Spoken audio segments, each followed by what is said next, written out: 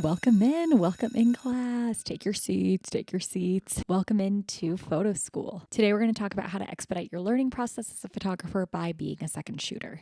Being a second shooter is essentially just when you tag along with another photographer to a session that they booked and just get alternate angles or do anything else that they need assistance with. It is one of the best things that I ever did for my business and taught me so many lessons. So I want to go over like the top 10 things that I learned by being a second shooter, kind of touch over the do's and don'ts, and then how you can get second shooter gigs.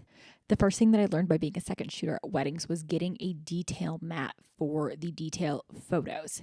Now, you can get these mats a couple different places. I will put my favorite place up on the screen. What I think this does is just make your detail photos look a little bit more uniform. And again, something that I would not have known to do or where to even buy if I wasn't a second shooter. Another tip that I've seen other wedding photographers do is go to some sort of like craft or fabric store and buy different patterns of fabric that they can put all of their detail items on for photos. I'll put some photos that I've seen. Great idea. Love it.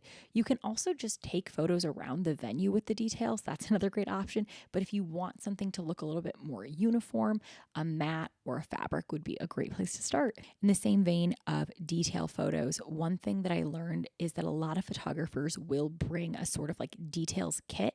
And in that kit, it will include a bunch of different items.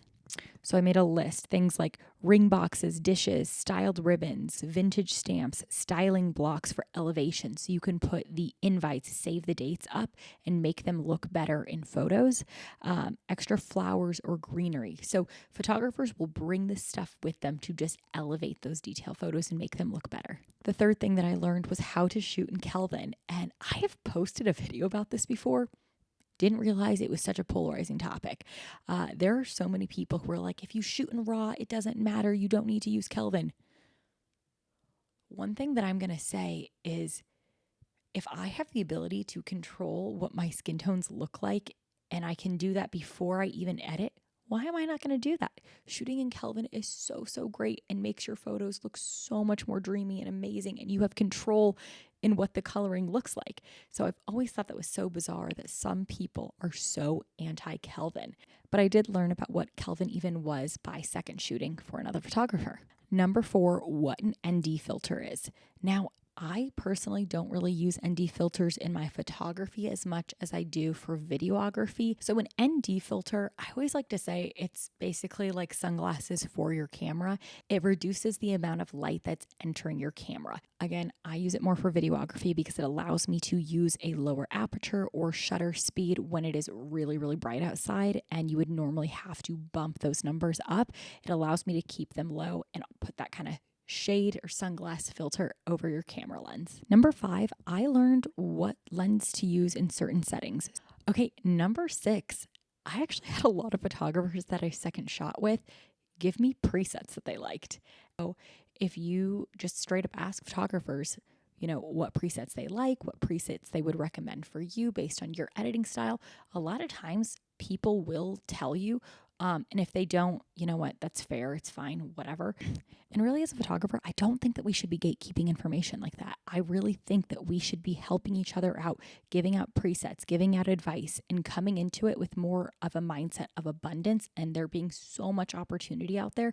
And if you give someone a preset, it's not going to take away from your business. And so that's just my 2 cents on everything. And in spirit of not gatekeeping, I have developed my own preset that is true to color, natural, and you can get it on my website. It's the preset that I use for all of my photos. So if you like the way my coloring looks in my photos, the preset is literally on my website and you can use it. I actually go on TikTok live a lot of the time and I will edit with my preset. You can actually send in your own photos to me at editphotostogether@gmail.com and I will edit them on live and show you how I would use my preset on your own photos. Because for me personally, I feel like when I would start photography, I would buy a ton of presets off of Etsy or just random ass websites, and they were nothing like what was advertised. And when I would put the preset on my own photos, it just didn't look the way I wanted it to. And I never want people to feel that way with mine. So I like to go on live and show you exactly how I would edit with my preset. Okay, number 7, and I think that this is the most valuable thing you get by being a second shooter, is learning how to pose clients, and specifically how to communicate those poses. I think that a lot of times, especially when you're first starting, you'll see other people's Instagrams and think, how did they communicate that that's what they wanted their clients to do? So by being a second shooter, you're getting to hear the lead photographer go through their entire posing list, and you can steal it. Like, you can steal that. You can go through and do that exact same thing. Number 8, and this is specific to weddings, you get to learn how a wedding day is structured. By being a second shooter at other weddings, you'll get to go through all of the wedding day, and then you'll just kind of be an expert on how the wedding day should flow and all of that. So that way too, once you start doing your own weddings, you can come in with this experience and give advice to your couples on how they should be structuring their day. Number 9, how to speak to clients. So not only are you getting to see how they speak to your clients, the wedding party, everyone in attendance, but you're also seeing how they interact with the other wedding vendors, because that is a part I think that people don't think about. Is not only do you have to communicate well with your clients, but you also have to communicate well with the other vendors there.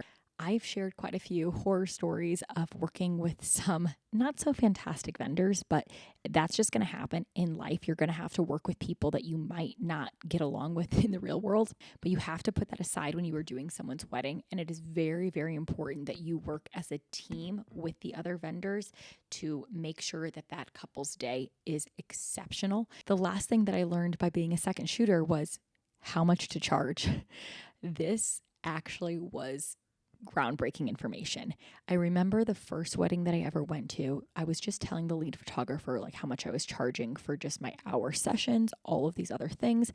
And they were like, no, you should be charging more, and sat me down and really explained like the pricing structure of weddings and shoots. And I think that is such helpful information. To having someone who can guide you and help you out with that is huge, and being a second shooter provides you with that information. So those are the top 10 things that I learned by being a second shooter.